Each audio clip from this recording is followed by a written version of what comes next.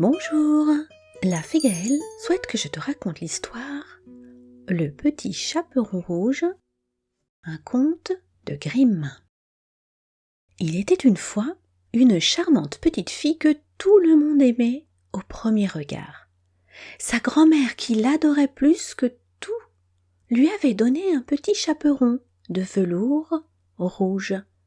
Comme il était joli, comme il lui allait bien.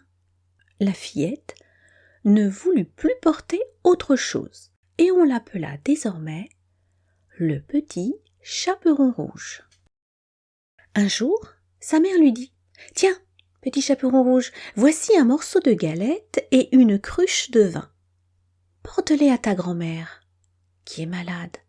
Elle va se régaler. Pars tout de suite, avant qu'il ne fasse trop chaud. Sois bien sage en chemin, et ne cours pas à droite et à gauche, où tu vas tomber et casser la cruche. Et puis, n'oublie pas de dire bonjour en entrant, et ne regarde pas dans tous les coins. Je ferai bien attention à tout, promit le petit chaperon rouge, en disant au revoir à sa maman. La grand-mère habitait à une bonne demi-heure du village, tout là-bas dans la forêt. Et la fillette était à peine entrée dans la forêt qu'elle rencontrait le loup.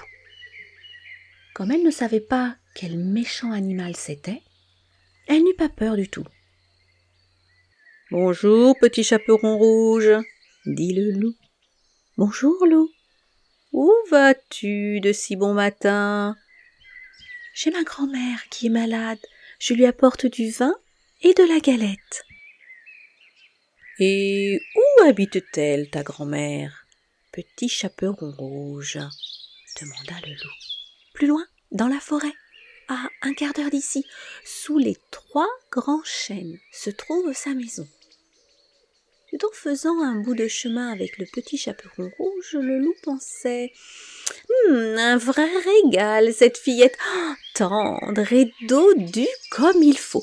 Elle sera bien meilleure que la grand-mère. Ah, vraiment, il faut que je trouve une ruse pour les dévorer toutes les deux. » « Comment ?» dit-il soudain en s'arrêtant. « Tu ne regardes même pas toutes ces jolies fleurs dans le sous-bois ? On dirait aussi, petit chaperon rouge, que tu n'entends pas les oiseaux. Mais profite donc de la forêt, tout est tellement gai ici. » Le petit chaperon rouge leva les yeux et vit danser les rayons du soleil entre les arbres, et puis partout des fleurs qui brillaient. Oh, si j'en faisais un bouquet pour grand-mère, se dit-elle, cela lui ferait plaisir. Il est tôt, j'ai bien le temps d'en cueillir. Et elle quitta le chemin pour chercher des fleurs dans le sous-bois, une par-ci, l'autre par-là. La plus belle était toujours un peu plus loin, et encore plus loin à l'intérieur de la forêt. Le loup, pendant ce temps, courait tout droit à la maison de la grand-mère et frappait à la porte. « Qui est là ?» cria la grand-mère de son lit, car elle était trop faible pour se lever. « C'est le petit chaperon rouge, dit le loup. Je t'apporte de la galette et du vin. Ouvre-moi. » « Tire la bobinette et la chevillette, cher rat. » Le loup tira le loquet, poussa la porte, courut au lit de la grand-mère et la mangea. Puis il mit sa chemise de nuit, s'enfouit la tête sous son bonnet de dentelle, se coucha dans son lit et tira les rideaux. Le petit chaperon rouge avait couru de fleur en fleur et son bouquet était maintenant si gros qu'elle pouvait à peine le porter. Alors elle pensa à sa grand-mère et se remit bien vite en chemin pour aller chez elle. La porte était ouverte. Quand elle fut dans la chambre, elle eut une drôle d'impression. Tout lui semblait bizarre. Elle dit bonjour, mais comme personne ne répondait, elle s'avança jusqu'au lit et écarta les rideaux. La grand-mère était là, couchée, avec son bonnet qui lui cachait presque toute la figure. Elle avait un air étrange. Oh, grand-mère, comme tu as de grandes oreilles. C'est pour mieux t'entendre, mon enfant. Oh, grand-mère, comme tu as de grands yeux. C'est pour mieux te voir, mon enfant. Oh, grand-mère, comme tu as de grandes mains.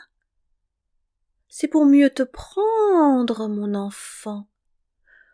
Oh, grand-mère, comme tu as de grandes dents. C'est pour mieux te manger, dit le loup qui bondit hors du lit et avala le pauvre petit chaperon rouge. Repu, oh, le loup retourna se coucher et s'endormit. Il se mit à ronfler si fort qu'un chasseur qui passait devant la maison l'entendit. « Comment se fait-il que la vieille femme ronfle si fort ?» se dit-il. « Allons voir si elle n'a besoin de rien. » Il entra et vit le loup couché dans le lit. « C'est ici que je te trouve, vieille canaille !» dit le chasseur en épaulant son fusil. « Voilà un moment que je te cherche. » Et il allait tirer quand, tout à coup, l'idée lui vint que le loup avait pu manger la grand-mère et qu'il était peut-être encore temps de la sauver. Il reposa son fusil, prit des ciseaux et se mit à ouvrir le ventre du loup endormi. Au deuxième ou troisième coup de ciseau, il vit le chaperon de velours rouge qui luisait. Encore 2 ou 3 coups de ciseaux et la fillette sautait dehors en s'écriant « Oh là là, comme j'ai eu peur, il faisait si noir dans le ventre du loup !» Peu de temps après, la vieille grand-mère sortait à son tour. C'est à peine si elle pouvait respirer. « Oh là là, ouh !» Le petit chaperon rouge courut chercher de grosses pierres et en remplit le ventre du loup. À son réveil, il voulut s'enfuir, mais les pierres pesaient si lourd qu'il s'affala et tomba mort sur le coup. Tout le monde était content. Le chasseur prit la peau du loup et la grand-mère se remit de ses émotions en mangeant la galette et en buvant le vin. Quant au petit chaperon rouge, elle avait eu tellement peur qu'elle se jura d'être plus raisonnable. C'était sûr, à l'avenir, plus jamais elle ne quitterait le chemin pour aller courir dans les bois. Mon histoire est terminée. Merci la fée Gaëlle pour ce beau choix. Et à très vite pour de nouvelles histoires avec la fée Gaëlle. Namasté.